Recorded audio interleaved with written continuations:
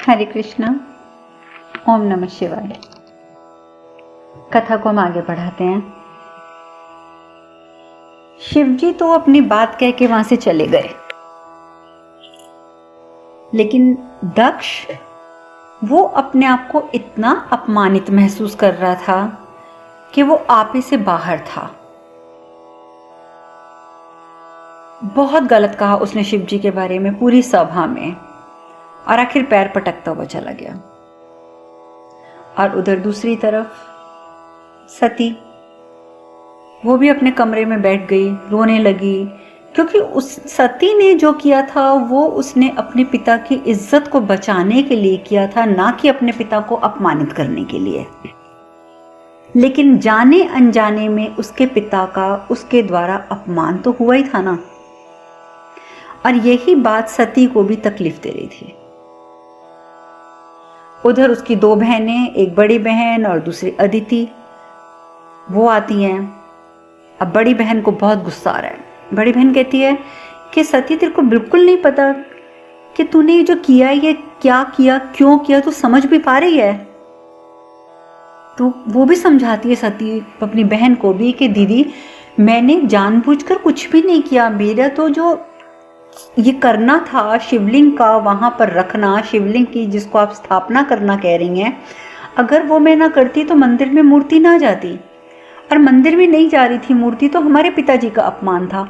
तो आप मुझे बताइए ना, इसमें मैं कहाँ गलत हूं? वो कहती नहीं, ये तूने अपराध किया है। तो अदिति कहती है कि नहीं, मैं इसे अपराध नहीं मानती हूँ। मैं इतना कह सकती हूँ कि अदिति ने ये अपराध नहीं किया है। हाँ, अदिति से एक भूल हुई है कि जाने अनजाने में उसके द्वारा ये जो कार्य हुआ है, इससे पिताजी को तकलीफ हुई है, तो हम इसको भूल कह सकते हैं, लेकिन मैं इसको अपराध नहीं कहती हूँ। और इस प्रकार से सब चर्चाएं हो रही होती हैं। उतनी देर में प्रसूति भी आ जाती है। प्रसूति आके बोलती है कि बेटा, ये क्या हो गया, तूने क्या कर दिया? अब तू एक काम कर, अपने पिताजी से माफी मांग ले। तो सती भी ये कहती है कि मैं किसी भी तरीके की जिंदगी रह सकती हूँ। मेरे को अगर आप बोलोगे अन्न जल ना ग्रहण करो, मैं नहीं करूँगी। वायु के बिना भी मैं रह लूँगी, जल के बिना भी मैं रह लूँगी, लेकिन मैं अपने पिता के स्नेह के बिना नहीं रह सकती। तो माता जी को कहती है कि माता जी, मैं खुद भी चाहती हूँ कि मैं पिताजी से चल के वापस जाऊँ और माफ़ी मांग लूँ। अब प्रसूति, सती, दोनों बहनें, ये सब जाते हैं और वो सभा में ही खड़े हैं। सभा में बहुत सारे लोग खड़े हैं। तो सबके सामने सती क्षमा मांगती है कि पिताजी, आप मुझे क्षमा कर दीजिए। आप नहीं जानते हैं कि, मतलब आप ये समझ रहे हैं कि मैंने आपका अपमान किया है। मैं अपनी भूल को स्वीकार करती हूँ। आप मुझे जो सज़ा देना चाहते हैं आप मुझे सज़ा दे दीजिए, लेकिन आप मुझे माफ़ कर दीजिए, क्षमा कर दीजिए, मुझे एक बार मुझसे बात कर लीजिए। तो दक्ष प्रजापति एकदम घूमता है सती की तरफ और कहते हैं कि सती, तुम्हें ये कैसे लगा कि तुम्हारे पिताजी यानी कि दक्ष प्रजापति अपनी प्रतिष्ठा के लिए किसी पर आश्रित हैं? तुम्हें ये भी नहीं लगा कि, मतलब मैं एक ब्रह्मा का पुत्र, मैं अपने प्रतिष्ठा बचाने के लिए क्या किसी पर आश्रित होऊंगा, और वो भी उस शिव के ऊपर आश्रित होऊंगा? तुमने ये बात सोची कैसे? और इस चीज ने मुझे ज्यादा तकलीफ दी है। तो इसलिए ठीक है, तुम्हारा अपराध है, मैं तुम्हें क्षमा नहीं कर सकता, क्योंकि क्षमा कर दूंगा ना अगर, तो वो न्याय नहीं होगा। अब वो ये बात क्यों कहता है? क्योंकि नियमावली जो है सजा देने की, किसको किस बात के लिए या किसको किस कर्म की क्या सजा देनी है, किसको किस जुर्म की क्या सजा देनी है, ये नियमावली भी तो दक्ष ने बनाई थी। और दक्ष कहता है कि मैंने, जिसने इन सब चीजों की रचना करी है, और अगर मैं ही तुम्हें माफ कर दूंगा तो ये तो न्याय नहीं होगा। और अगर न्याय नहीं होगा तो लोगों के ऊपर इसकी बहुत गलत असर पड़ेगा, मेरी प्रजा के ऊपर इसके ऊपर बहुत गलत असर पड़ेगा। तो तुम्हें प्रायश्चित तो करना पड़ेगा। सती को थोड़ी सी सांस में सांस आती है। वो सोचती है कि अगर पिताजी मुझे प्रायश्चित करने के लिए दे रहे हैं तो इसका मतलब वो मुझे माफ़ कर रहे हैं। मैं प्रायश्चित कर लूँगी, लेकिन मुझे अपने पिता का प्रेम वापस चाहिए। वो कहती है हाँ पिताजी ठीक है, आप मुझे जो सज़ा देंगे मैं वो सज़ा पूरी करूँगी। आप जिस तरीके का प्रायश्चित बोलेंगे मैं वो प्रायश्चित पूरा करूँगी। आप जो कहना चाहते हैं आप कहिए। तो दक्ष प्रजापति कहता है कि 7 दिन तक तुम अन्न ग्रहण नहीं करोगी। हाँ, दिन में एक समय फलाहार ले सकती हो, लेकिन अन्न तो तुम बिल्कुल नहीं करोगी। और इसके साथ साथ इन 7 दिनों में 1,00,000 फूलों के ऊपर, 1,00,000 कमल के फूलों के ऊपर विष्णु का नाम लिखोगी। और उससे भी बड़ा जो मुझे वचन चाहिए वो ये चाहिए कि आज के बाद तुम एक पल के लिए भी शिव का ध्यान नहीं करोगी। शिव तुम्हारे ध्यान में नहीं आना चाहिए। जिसे तुमने देख लिया है शिव को, उसे भूल जाओ। और सती ये सारे दंड स्वीकार कर लेती है। उनकी माता जी का चेहरा उतर जाता है, बहनों का चेहरा उतर जाता है कि सती जो सबसे लाडली उनके घर की, वो 1 सप्ताह तक अन्न नहीं खाएगी और फूलों पे 1,00,000 कमल के फूलों के ऊपर विष्णु का नाम लिखेगी। ये सब कैसे होगा? तो लेकिन सती कुछ नहीं कहती। सती कहती है कि मुझे स्वीकार है। और दक्ष प्रजापति भी जो होता है वो सभा में एक ही बात कहता है कि मैं इतना जानता हूं कि अगर किसी ने अपराध किया है और उसको उस अपराध का दंड ना दिया जाए तो उसे आभास कैसे होगा कि उसने अपराध किया है। और जब तक उसे आभास नहीं होगा तो तब तक वो सुधर कैसे सकता है, सुधरेगा कैसे? और उससे भी बड़ी बात कि मेरे नियमों का उल्लंघन करना, मेरी सभ्यता को चुनौती देना, ये हक मैं किसी को नहीं देता, अपने परिवार के भी किसी सदस्य को नहीं। ये अधिकार तो मैं किसी को भी नहीं दे सकता, चाहे वो मेरी सबसे प्रिय पुत्री ही क्यों ना हो, यानी कि सती। तो कश्यप ऋषि, मतलब सप्तऋषि तो उनके दरबार में हर समय रहते थे। कश्यप ऋषि आगे आते हैं। कश्यप ऋषि बोलते हैं कि प्रजापति दक्ष, आप यहाँ पर गलत हैं, क्योंकि अपराध जो होता है वो जानबूझकर किया जाता है और गलती जो भूल होती है। तो हम बात कर रहे हैं कि कश्यप ऋषि बताते हैं कि जो अपराध होता है वो जानबूझकर किया जाता है, लेकिन जो अनजाने में होती है वो भूल होती है। और सती से भूल हुई है, उसने कोई अपराध नहीं किया है। लेकिन उसी समय बीच में भृगु ऋषि आ जाते हैं और भृगु ऋषि कहते हैं कि अपराध हो या भूल। अब देखिए वो अपने हिसाब से इस चीज को कैसे समझाते हैं। वो कहते हैं कि अपराध हो या भूल हो, पर उस अपराध या उस भूल से नुकसान कितना हुआ है, दंड इस बात पर निर्भर करता है। हमें प्रायश्चित करना है या हमें किसी को दंड देना है, तो वो इस बात पर निर्भर करता है कि नुकसान कितना हुआ है। और सती जो है वो इस समय दोषी है। क्यों? क्योंकि सती ने चाहे भूल से करी ये, कब जो भी उसने शिवलिंग स्थापित किया, चाहे वो भूल से किया, लेकिन उसकी वजह से दक्ष प्रजापति को बेइज्जत तो होना पड़ा, उनका अपमानित होना पड़ा, उनका अपमान हुआ। तो गलती तो उनसे हुई है, इसलिए सजा तो उन्हें मिलेगी। अब दक्ष प्रजापति कहते हैं कि मैं आप दोनों की बात से सहमत हूं। कश्यप ऋषि आप भी सही कह रहे हैं कि अपराध और भूल, इन दोनों चीजों में फर्क होता है। लेकिन दूसरी और भृगु ऋषि भी सही कह रहे हैं कि नुकसान कितना हुआ, दंड इस बात पर निर्भर करेगा। मुझे न्याय करना जरूरी था, अन्यथा मेरी प्रजा मुझ पर विश्वास ना करती।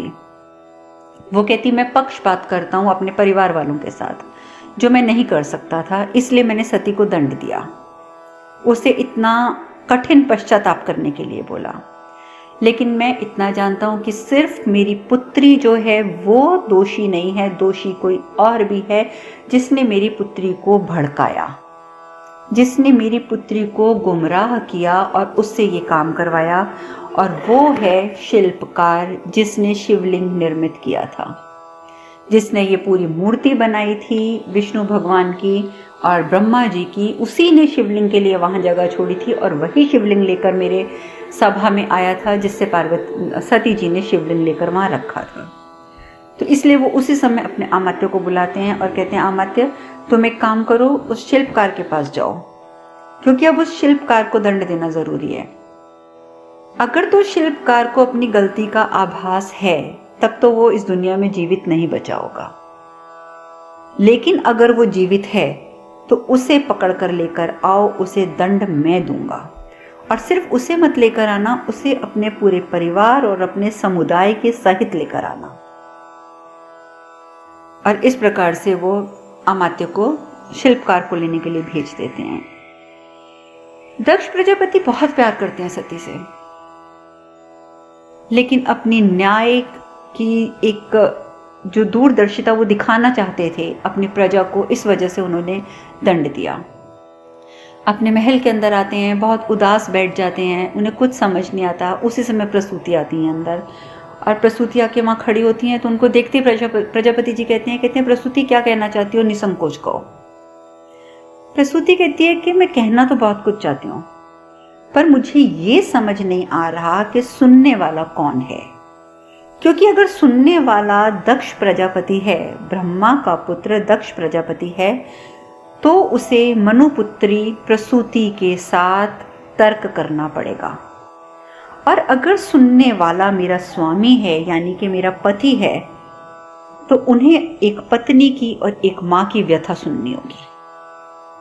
इस प्रकार से प्रसूति जो है अपने विचार वहाँ रखती हैं कि मैं किससे बात करूं, मैं दक्ष प्रजापति से बात करूं या अपने पति से बात करूं। तो दक्ष प्रजापति कहते हैं कि देखो, अगर तुम मनुपुत्री प्रसूति बनकर बात करोगी, तब भी मैं तुम्हें ये कहूंगा कि तुम्हें मुझसे ये अपेक्षा रखूंगा मैं कि तुम प्रजापति दक्ष का दायित्व समझो। और अगर तुम पत्नी बनकर मुझसे बात करती हो, तो भी मैं अपनी पत्नी से ये अपेक्षा रखूंगा कि तुम मेरे अपमान से उतनी ही कुंठित और उतनी ही दुखी हो जितना मैं हूं इस समय। अब तुम खुद सोच लो कि तुमने मुझसे कैसे बात करनी है। प्रसूति रोने लगती है। प्रसूति कहती है, मैं जानती हूं कि सती में आपके प्राण बसते हैं और मैं आपकी दशा समझ भी रही हूं, लेकिन मैं क्या करूं, मुझे बताओ। वो बेटी आपकी है, वो थोड़ी जिद्दी है। आप अपने नियमों पे चलने वाले हैं, वो जिद्दी है, लेकिन आप दोनों के बीच में हमेशा पिसता कौन है? मैं। क्योंकि मैं तो आपकी पत्नी भी हूं, तो मैं उसकी मां भी हूं। आप मुझे बताइए ना कि मैं क्या करूं। तो दक्ष प्रजापति बोलते हैं, तुम मुझे बताओ ना प्रसूति कि मैं भी क्या करूं। अगर मैं नियमों का पालन नहीं करूंगा, नियम बनाने वाला मैं हूं, और अगर मैं नियम बनाने वाला ही नियमों का पालन नहीं करूंगा, तो प्रजा मुझे कहां से सम्मान देगी। इसलिए मैं, तुम मेरी दशा भी समझो। और इस प्रकार वो दोनों बहस करते हैं, बात करते हैं, लेकिन साथ ही साथ दक्ष प्रजापति ये कहते हैं कि प्रसूति, मैं एक बात कहना चाहूंगा कि मुझे अपनी पुत्री पर घमंड है, मुझे अपनी पुत्री पर नाज है। क्योंकि जिस प्रेम और श्रद्धा के साथ उसने मेरा दंड स्वीकार किया है, उसने ये साबित किया है कि वो दक्ष प्रजापति की पुत्री है।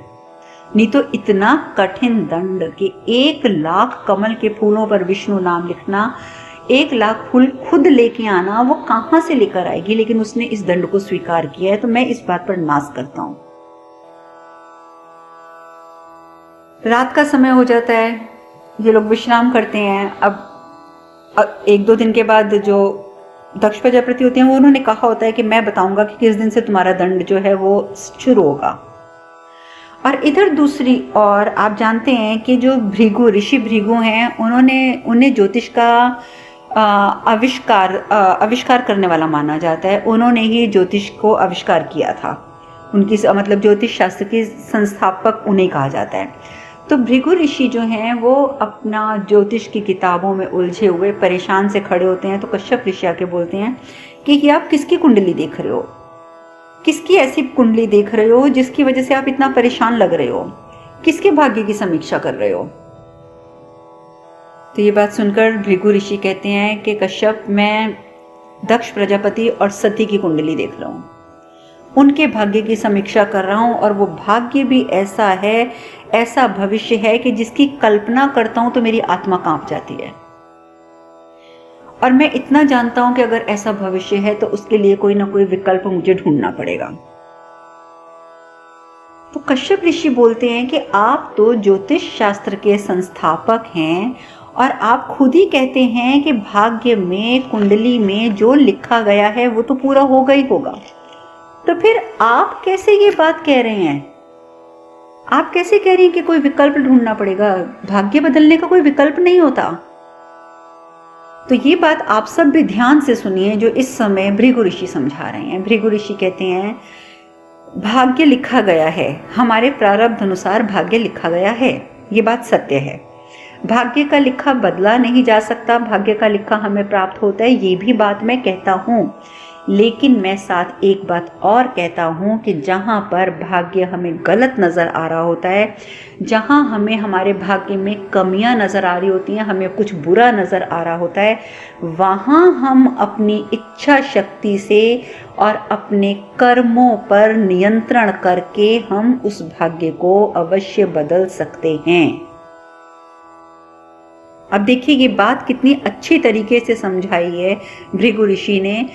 हम कहते हैं ना कुंडली में हमारी ये लिखा था, अब तो यही होगा। कुंडली में लिखा था, फिर बात वहीं आ गई। We are the creator of our own destiny. हम अपना भाग्य नित्य खुद बना सकते हैं। कैसे? भृगु ऋषि ने ये इतने वर्षों पहले खुद समझाया है हमें कि हम अपनी इच्छा शक्ति के द्वारा अपने आज के कर्मों पर नियंत्रण रखकर इस भाग्य को बदल सकते हैं। और वो कहती है कि और ये बात तो दक्ष की है और सती की है और मुझे तो उनकी रक्षा करनी पड़ेगी। और मैं इतना मानता हूं कि वो लोग निर्बल होते हैं जो हाथ जोड़कर बैठ जाते हैं कि हमने नियति को स्वीकार किया।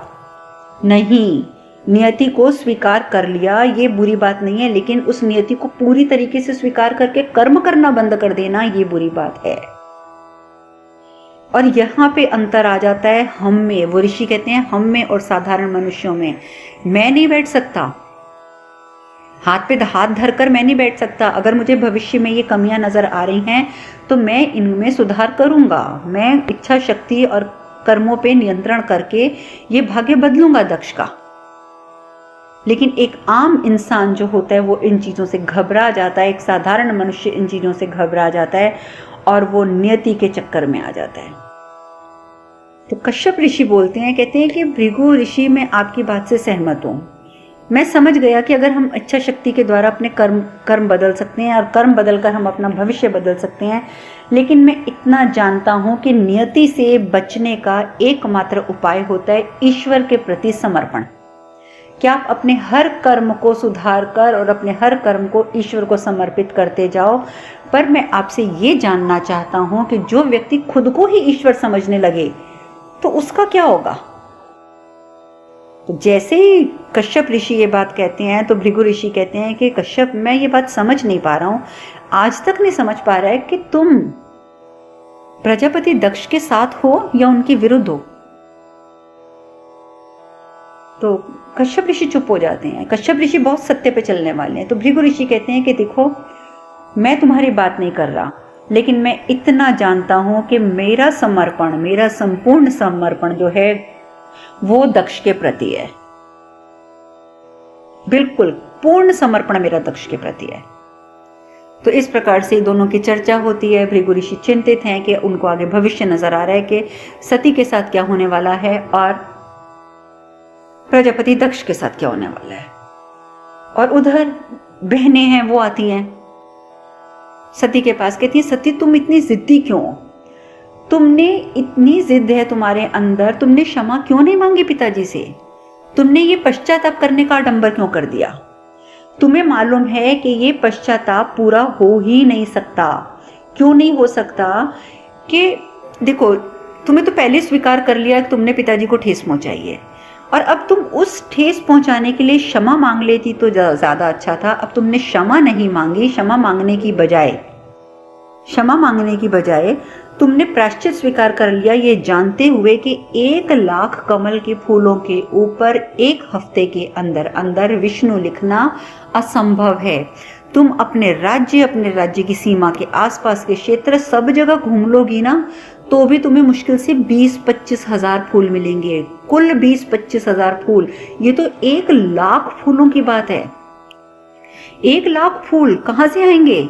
कहां से पैदा करोगे 1,00,000 फूल तुम? और फिर तुम्हारा प्रायश्चित पूरा नहीं होगा और फिर तुम अपने इस प्रायश्चित को अधूरा छोड़ के पिता को ठेस पहुंचाओगी। तुम्हारा देखो प्रायश्चित तो विफल होगा ही। अभी भी समय है, जाकर पिताजी से माफी मांग लो, अपनी जिद छोड़ दो।